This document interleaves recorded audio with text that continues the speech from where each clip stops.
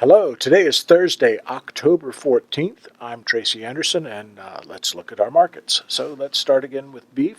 So last week I thought we hit the bottom of the current market, and I guess that's partly true. We actually are seeing lower numbers on a few cuts. Chucks, and believe it or not, ribeyes and tenderloins are moving lower. Not by much, but they are moving lower. Loins and rounds seem to have found some support, so I think they have hit bottom. Not much excitement in ground, so looking at that staying about where it is for at least a couple weeks. Last week's harvest was a pretty strong 257,000 head, up from the previous week's 637,000 head. If we can keep these numbers up, we could see lower prices into November, but I have a feeling that won't be happening. The packers have managed the harvest levels pretty masterfully all year, and I don't think they'll let things move much lower. Now let's look at pork.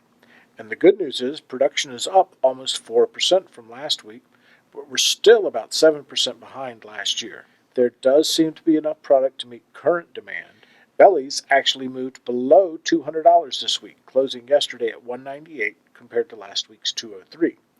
Still, these are some expensive bellies, and bacon will be at a premium. Butts are coming off a bit, and loins continue to be a value.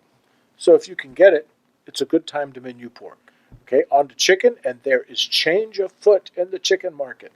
Finally, production numbers are about the same, yet more product is showing available, and pricing on boneless breast is actually moving lower. We can thank our friends in the QSR segment, who seem to be moving on from the great chicken sandwich wars of 2021. They have new promotions rolling out for things other than chicken, which is freeing up product for other uses.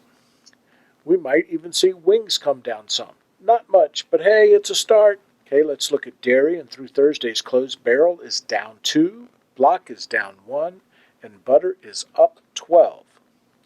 Butter is still a relative bargain, even with this recent move up.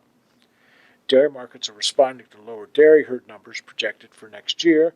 Demand is good, so we may have some more upside here with the barrel and block, but I'm not seeing anything too concerning. And finally, grains. And corn and soy harvests continue with favorable weather, and I'm actually seeing reports of above average yields for both crops. Corn closed yesterday at $5.22, down from last week's $5.42. So corn is trading at about the same level we saw in January of this year. If we have the harvest many are hoping for, we could be seeing lower numbers ahead, but let's not get too out front yet. Even with good crop estimates on soy, this market is not moving lower. I'm thinking biofuel is keeping prices high. Wheat is now the market that continues higher. It may be a tight baking season with flour high and not plentiful.